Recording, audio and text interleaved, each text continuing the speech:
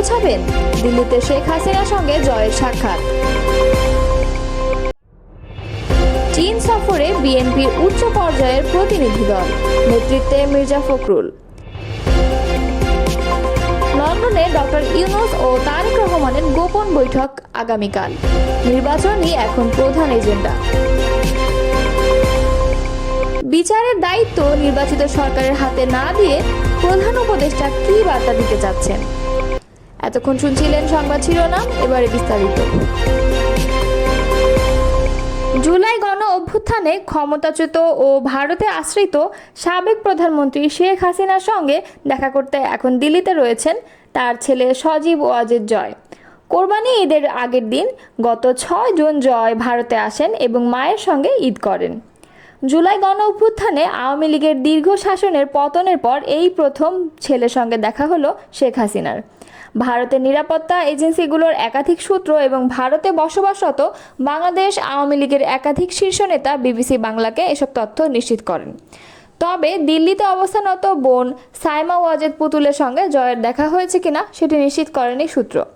BBC বাংলার প্রতিবেদনের অনুশিরোনামে সজীব ওয়াজেদ জয় ভারতে অবস্থান করে সেখানে পলাতক আওয়ামী লীগের নেতাদের সঙ্গে যোগাযোগ এবং দলীয় কার্যক্রম চালাবেন কিনা এমন একটা প্রশ্ন উঠেছে।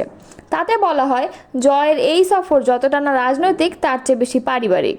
মায়ের সঙ্গে ঈদ উদযাপনের জন্যই ভারতে গেছেন জয়। বাংলাদেশে কার্যক্রম নিষিদ্ধ আওয়ামী লীগের নেতাদের উদ্ধৃত করে প্রতিবেদনে বলা হয়, সজীব ওয়াজেদ জয় সম্প্রতি যুক্তরাষ্ট্রের পাসপোর্ট হাতে পাওয়ার কয়েকদিন আগে যুক্তরাষ্ট্রের গ্রিন কার্ড পান। গ্রিন কার্ড পাওয়ার পর থেকে তার ভারত ভ্রমণ নিয়ে আলোচনা চলছিল। ভারতীয় নিরাপত্তা এজেন্সিগুলো সূত্র জানানো যাচ্ছে যে প্রাথমিকভাবে মাস কয়েক পর জয়ের ভারতে যাওয়ার কথা ছিল। দেশটির পররাষ্ট্র মন্ত্রণালয়ও তার ভারতে যাওয়ার ব্যাপারে সবুজ সংকেত দিয়েছিল। তবে সেই সফরে এগিয়ে এনে 6 জুন দিল্লিতে যান সজীব ওয়াজেদ জয়। নিরাপত্তা এজেন্সি সূত্রগুলো বলছে, বিমানবন্দর থেকে যথাযথ নিরাপত্তা দিয়েই তাকে পৌঁছে দেওয়া হয় শেখ হাসিনার গোপন ঠিকানায়। সেখানে শেখ রেহানাও রয়েছেন। ভিআইপিদের যেভাবে পাইলট কার সহ সামরিক পোশাক পরিহিত নিরাপত্তা রক্ষীদের ঘেরা টোপে নিয়ে যাওয়া হয়, ঠিক সেভাবে সজীব ওয়াজেদ জয়কে বিমানবন্দর থেকে নেওয়া হয়নি। তবে কড়া নিরাপত্তা ছিল, আর পুরোটাই করা হয়েছে অত্যন্ত গোপনে। আওয়ামী লীগের সূত্রগুলো জানাচ্ছে, শেখ হাসিনার কাছে এসে জয় রাজনৈতিক আলোচনা করেছেন ঠিকই, তবে ভারতে থেকে গিয়ে দলের কাজকর্মে সশরীরে যোগ দেওয়ার অভিপ্রায় নেই সজীব ওয়াজেদ জয়ের। একটা সময় অবশ্য শোনা গিয়েছিল যে ভারতে সফরে এসে মিস্টার ওয়াজেদ কলকাতাতেও আসতে পারেন। কলকাতা এবং তার আশেপাশের অঞ্চলেও যেহেতু আওয়ামী লীগের শীর্ষ নেতা, প্রাক্তন মন্ত্রী এবং এমপিরা থাকছেন এবং এই অঞ্চলে রয়েছে বাংলাদেশ থেকে পালিয়ে আসা আওয়ামী ঘনিষ্ঠ অনেক ব্যবসায়ী, প্রাক্তন পুলিশ কর্মকর্তা, আইনজীবী প্রমুখরা, তাই কলকাতায় এসে তাদের সঙ্গে বৈঠক করতে পারেন মিস্টার ওয়াজেদ, এরকমটা জানা যাচ্ছিল। এখন ভারতের নিরাপত্তা এজেন্সির সূত্রগুলো বলছে যে অন্তত এবার তার কলকাতায় আসার কোনো পরিকল্পনা নেই। আবার আওয়ামী লীগের সূত্র থেকে জানানো যাচ্ছে, দীর্ঘ সময় ভারতে থাকার পরিকল্পনা নেই তার। আগামী কয়েকদিনের মধ্যে তিনি হয়তো ফিরে যাবেন। জয় ভারতে আসার পর তার সঙ্গেও শীর্ষ নেতৃত্বের এখনও দেখা হয়নি বললে জানানো যাচ্ছে। গত বছর 5ই আগস্ট ঢাকা থেকে বাংলাদেশ বিমান বাহিনীর বিমানে চেপে ভারতে পালিয়ে আসার পর থেকে দিল্লিতেই শেখ হাসিনার থাকার ব্যবস্থা করেছিল ভারত সরকার।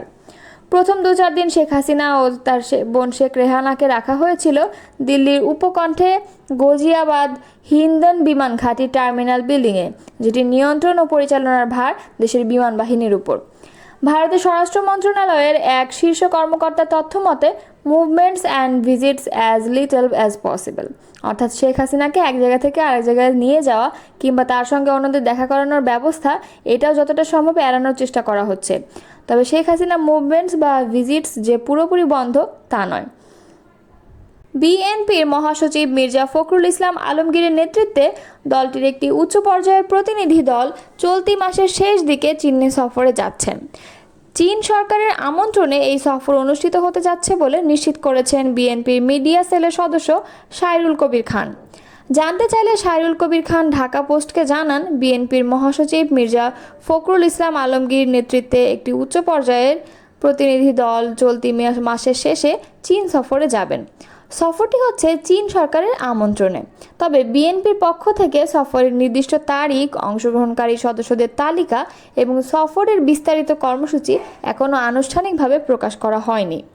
সফরকালে চীনের কমিউনিস্ট শীর্ষ নেতাদের সঙ্গে বৈঠক, দ্বিপাক্ষিক সম্পর্ক উন্নয়ন এবং রাজনৈতিক অভিজ্ঞতা বিনিময়ে বিষয়গুলো গুরুত্ব পাবে বলেও জানান বিএনপি নেতারা আরও বলেন, এই সফরের মাধ্যমে বিএনপির আন্তর্জাতিক মিত্র চীনের সঙ্গে সম্পর্ক আরও জোরদার করা হবে।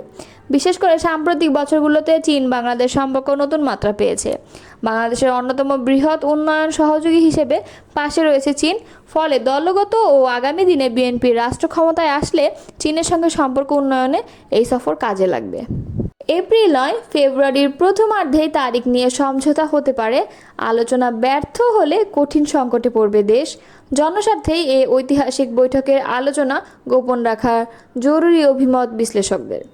প্রধান উপদেষ্টা ডক্টর মোহাম্মদ ইউনূসের সঙ্গে বিএনপির ভারপ্রাপ্ত চেয়ারম্যান তারেক রহমানের ঐতিহাসিক বৈঠক হতে যাচ্ছে আগামীকাল শুক্রবার।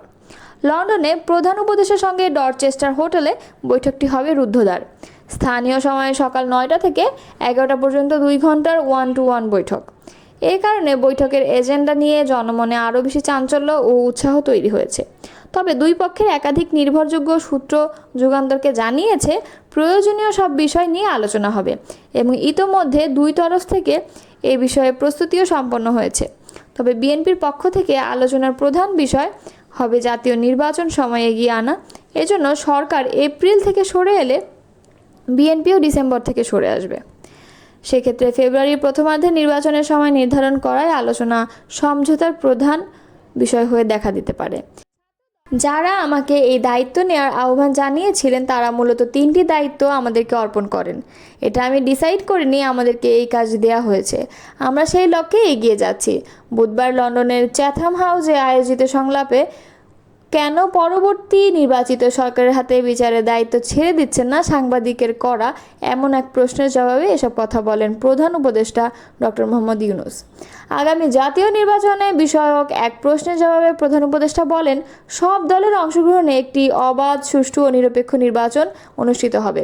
নির্বাচনের মাধ্যমে যে সরকার গঠিত হবে সেটিতে কোনো দায়িত্বে থাকার ইচ্ছে নেই। বর্তমান সারা বিশ্বে চলমান অর্থনৈতিক মন্দার মধ্যে কিভাবে দেশের অর্থনীতি সামাল দিচ্ছেন এমন প্রশ্নের জবাবে প্রধান উপদেষ্টা বলেন, এটি মূলত আমাদের জন্য অনেক কঠিন একটি কাজ। সারা বিশ্ব এই সমস্যার মধ্যে দিয়ে যাচ্ছে, আমরাও যাচ্ছি। আমাদের ইকোনমির বর্তমান অবস্থা নেগেটিভ। প্রতিনিয়ত বিগত সরকারের গ্রহণ করা ঋণ এবং মেগা প্রজেক্টের জন্য অনেক বিল পরিশোধ করতে হচ্ছে। এটা একটা বড় সমস্যা। ডক্টর ইউনূস আরও বলেন, আমাদের প্রকাশিত শ্বেতপত্রে বিগত সরকারের দুর্নীতির পরিমাণ উল্লেখ করা হয়েছে, যেখানে বলা হয় বিগত 17 বছরে $234 বিলিয়ন পাচার করা হয়েছে। এভাবেই মূলত আমাদের রিসোর্সগুলো পাচার হয়ে গিয়েছে। উল্লেখ্য, গতকাল মঙ্গলবার 4 দিনের সরকারি সফরে যুক্তরাজ্যের লন্ডনে যান অন্তর্বর্তী সরকারের প্রধান উপদেষ্টা অধ্যাপক মোহাম্মদ ইউনূস। এ সময় তার সফরসঙ্গী হিসেবে ছিলেন বাংলাদেশ ব্যাংকের governor doctor Ahsan H Mansur এবং দুর্নীতি দমন কমিশনের চেয়ারম্যান ডক্টর আব্দুল মোমেন।